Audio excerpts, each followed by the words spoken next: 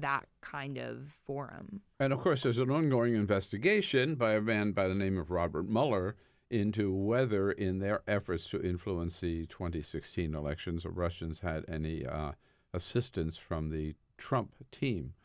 We don't know how that investigation is going to come down, but wasn't it Jared Kushner who was head of... Yeah, he was somehow involved in the Facebook thing. Yeah. Although, I mean, we've tried to be really careful. He was the head of the social media, I guess it was, for the Trump campaign. Yes, right? yeah. He's in charge of everything, if you Of listen course. to Trump. I mean, Yes. Stick it on his, like, already, 100-page long resume. I'm surprised you didn't run into him in Cairo because he's... He's everywhere. He is the answer to peace in the Middle East, right? He is. Stick right. that on it, too. Mm-hmm. We've tried to be very careful of, yes, he was handling social media for Trump, but also if you were a Russian intelligence operative Googling, like, hey, where should I place my ads? Yes, it would probably say Wisconsin, wherever else. So they targeted Wisconsin and Michigan specifically, which, as I said before, if only Hillary Clinton had targeted it as hard as the Russians. Yeah, no had. kidding. But that's, you don't necessarily need Jared Kushner to call you up and be like, hey, can you help us out with the Packers fans? Yeah. It would presumably be easy to figure out. But it's just amazing how they really made our election was their target, and they were there operating on several different levels. I just read, like, the German election. Everybody expected them. They also got involved in the French election and tried to throw that to Le Pen, I believe. But apparently there was no evidence of their trying to hack into the German election. So they can sort of decide, okay, what countries are we going to upend and which ones are we not? Well, and I think what's different, and this, frankly, is what I think the most important part of the Russia story is. I think what's different when you talk about European elections and the U.S. election is that the Europeans were kind of not prepared for it, but they had a plan in place. Like when, why am I blanking on the French president's name? I have not had coffee yet. Macron. Him, yes.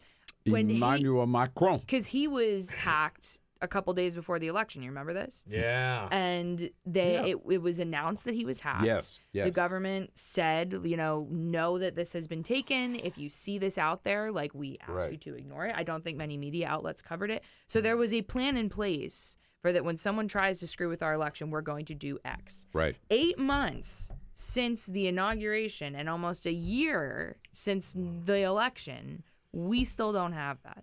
And before John Brennan and Jim Clapper left the government, they provided recommendations to the Hill and said, you need to have some kind of plan because it's not a matter of if, it's when. Well, do you need congressional action to do this? You need some kind of policy. Yeah, I mean, that I think is where Congress can actually do something on this Russia stuff because, frankly, their lane is going to hit Bob Mueller's sooner rather than later, probably. Yeah. And if they, policy is where they can actually make a change. And I know the recommendation that Brennan and Clapper provided to them, or of the many, was that, institute some kind of policy that, blanket across the board, regardless of party, 45 days before an election, you put out a list of all the cyber attacks you know of and all of the stuff that was taken. You're not telling people not to read it. You're not telling media outlets not to report it, but you're acknowledging and telling the public this happened. Be careful. That policy has not been instituted. And even if the Hill doesn't want to do it, then whose job is it to do? Yeah. Right. And that's the thing. True. And the idea that this is all happening and we're not on top of it is really stunning and dangerous. I remember I was thinking back, when President Obama was just, I think maybe one of the very first interviews he did once he got into the White House was with John Harwood, who was then with CNBC, maybe he still is. And I'll never forget it. And because in the press room, we were just stunned by Obama's response. And John Harwood said, "What keeps you up at night? What's the thing that keeps you awake at night?" And Obama said, "Cybersecurity." And a lot of us just said, "What?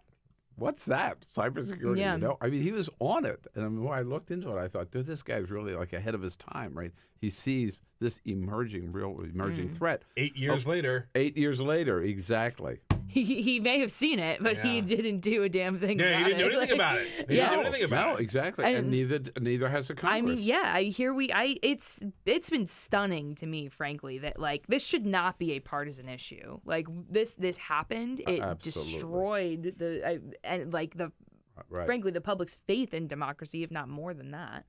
And it would be so easy to just sit down and institute a policy, but it's just, I don't think it's going to happen before the midterms. I don't know how they get it through. Now, you're